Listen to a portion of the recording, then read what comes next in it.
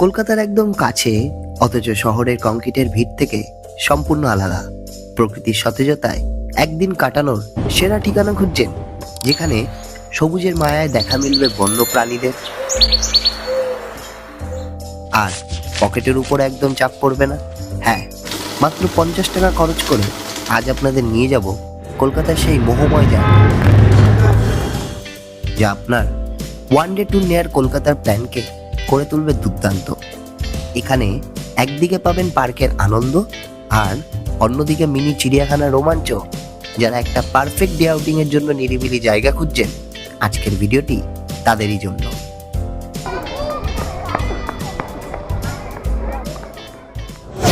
তো হ্যালো বন্ধুরা, দিশাহীন অভিযানের নতুন একটি ভিডিওতে আপনাদের সবাইকে স্বাগত জানাই। আশা করি আপনারা সবাই ভালো আছেন, সুস্থ আছেন। এই মুহূর্তে আমি দাঁড়িয়ে আছি নিউ টাউনের বিখ্যাত ইকো পার্ক চিড়িয়াখানা বা বলা যায় হরিণালয়ের সামনে। আর শহরের কোলাহল থেকে দূরে প্রকৃতির একদম কাছে এসে এই পশু পাখিদের রাজ্যে কেমন লাগে, সেটাই আজ আপনাদের সাথে শেয়ার করব। চলুন দেরি না করে ঢুকে পড়া যাক ভেতরের দুনিয়ায়।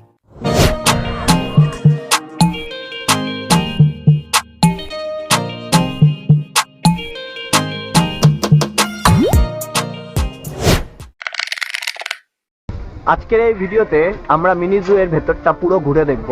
আর আপনাদের মধ্যে অনেকেরই প্রশ্ন আসতে পারে যে কোন চিড়িয়াখানা সব থেকে বেস্ট, আলিপুর চিড়িয়াখানা নাকি এই চিড়িয়াখানা?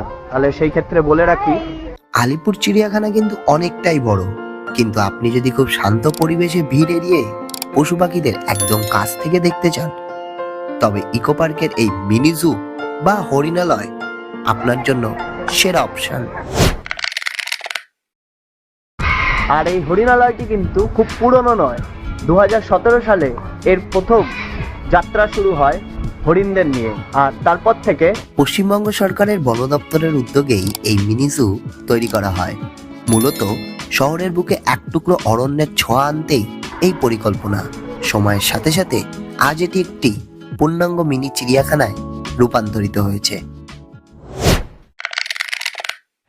আর এই হরিণালয়ে কিন্তু বড়দের টিকিট মূল্য 50 টাকা করে আর ছোটদের 20 টাকা করে। আর প্রতি বৃহস্পতিবার এই হরিণালয়টি কিন্তু সর্বসাধারণের জন্য বন্ধ করে দেওয়া হয়। সপ্তাহের বাকি 6 দিন সকাল 9:30 থেকে বিকেল 5:30 পর্যন্ত আপনারা এখানে ঘুরে দেখতে পারেন।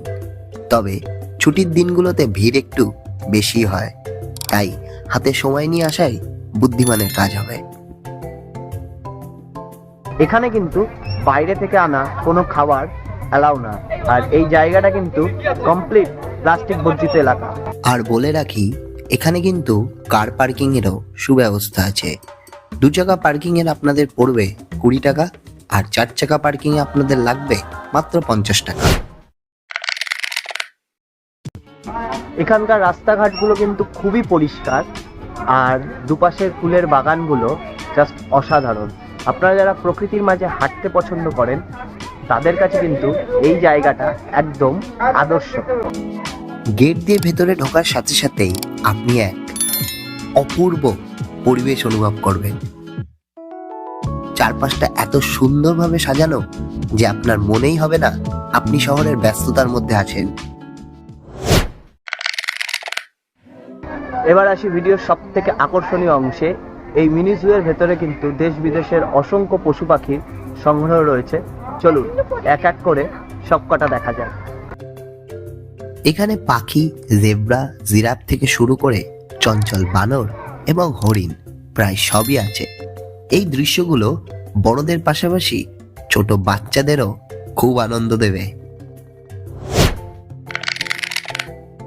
এখন আমি দাঁড়িয়ে আছি সেই বিশাল পাখিরালয়ের সামনে। আর এর ভেতরে ঢুকলে আপনি কিন্তু নিজেকে এক অন্য জগতে আবিষ্কার করবেন। এই বড় খাঁচার ভেতরে অসংখ্য রঙিন পাখি রয়েছে। এদের ডানা মেলার দৃশ্য আর কলকাকলি আপনার মন ভরিয়ে দেবে। প্রকৃতির এই সুন্দর সৃষ্টিগুলোকে এত কাছ থেকে দেখা সত্যি এক দারুণ অভিজ্ঞতা। আর পাখি দেখার পর আমরা কিন্তু চলে এলাম জেব্রাদের কাছে। জেব্রাগুলোকে কিন্তু এখানে খুব সুন্দরভাবে রাখা হয়েছে। তারা যখন ঘাস খায় বা নিজেদের মধ্যে খুনসুটি করে, তখন বোঝা যায় তারা এখানকার পরিবেশের সাথে কতটা মানিয়ে নিয়েছে। সাদা কালো চিরচেনা ডোরাকাটা দাগগুলো চোখের সামনে একদম জীবন্ত হয়ে উঠছে। এই জায়গাটা কিন্তু সত্যি খুবই সুন্দর, একদিনের ভ্রমণের জন্য একদম আদর্শ। ওই দেখুন দূরে লম্বা ঘাড় উঁচিয়ে হয়তো আমাদের দিকেই তাকিয়ে আছে এখানকার অন্যতম আকর্ষণ জিরাফ। এই মিনি জুয়ের অন্যতম প্রধান আকর্ষণ হলো এই জিরাফ। এদের রাজকীয় চালচলন দেখে আপনিও রোমাঞ্চিত হয়ে উঠবেন।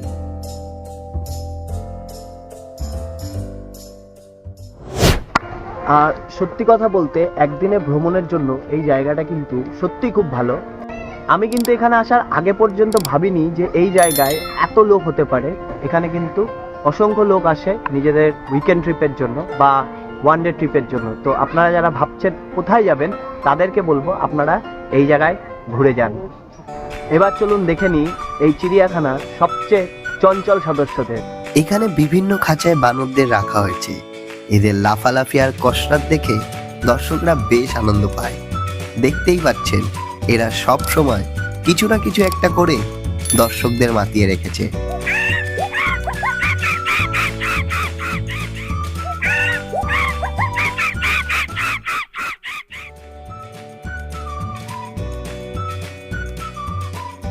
আলিপুর চিড়িয়াখানার মতন বিশাল কিছু না থাকলেও এখানেও কিন্তু অনেক কিছু আছে। যেমন আপনারা এইমাত্র দেখলেন কিন্তু হিপো, আর হিপোর কিন্তু এক একজনের ওয়েট প্রায় 1350 কিলো।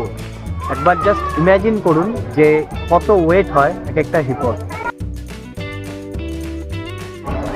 হিপ্পো, কুমির সব মিলিয়ে কিন্তু একদম জমজমাট পরিবেশ এখানে। আর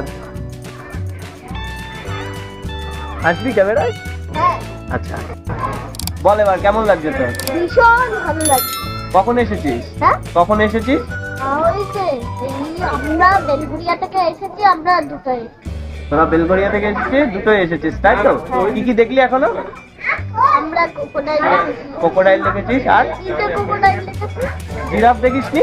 জিরাফ, হ্যাঁ, জিরাফ তো আপনার বাড়িতে যদি ক্ষুদে সদস্যরা থাকে তাদেরকে নিয়ে অবশ্যই এই জায়গায় চলে আসুন, কারণ বাচ্চাদের জন্য এই জায়গাটা কিন্তু একদম স্বর্গরাজ্য। আমি এখানে অলমোস্ট 1.5-2 ঘন্টা ধরে ঘুরছি, আর 2 ঘন্টার মধ্যে আমি যত বাচ্চা দেখেছি তাদের মধ্যে বা তাদের চোখে মুখে যে আনন্দটা এখানে রয়েছে সেটা কিন্তু মানে ভাষায় প্রকাশ করার মতো না।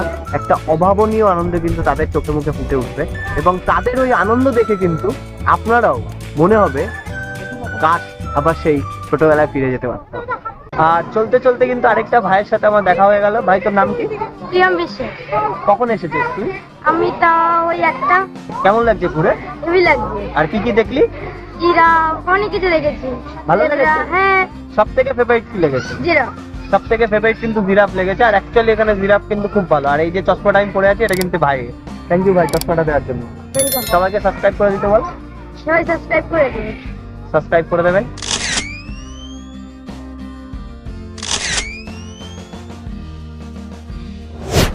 অবশেষে আমরা চলে এলাম সেই জায়গায় যার জন্য এই জায়গার নাম হরিণালয়। দেখতেই পাচ্ছেন বিশাল এক ঘেরা জায়গার মধ্যে হরিণদের জন্য একদম বনের মতো পরিবেশ তৈরি করা হয়েছে। এখানে আপনি স্পটেড ডিয়ার বা চিত্রা হরিণ দেখতে পারবেন।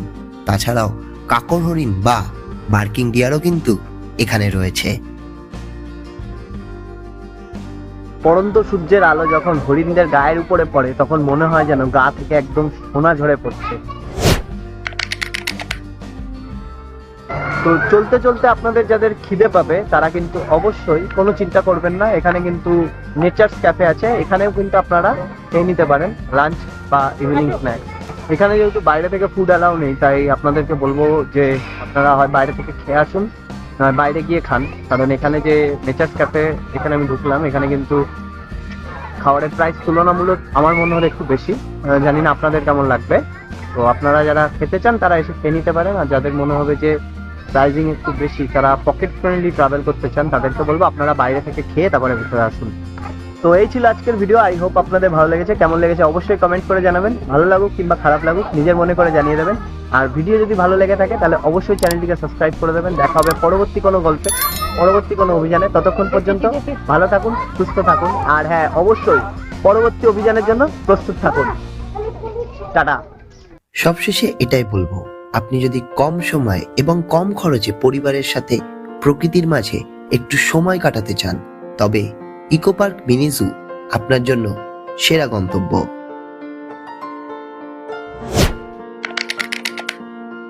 এবার জেনে নিন এখানে আসবেন কি করে।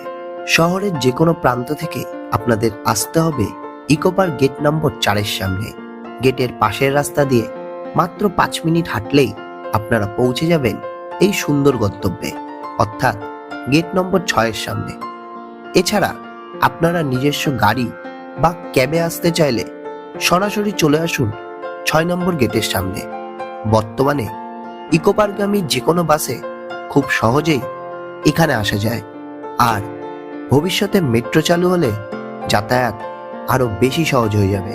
তখন আপনারা সরাসরি ইকো পার্ক মেট্রো স্টেশনে নামলেই পৌঁছে যাবেন এই গন্তব্যে।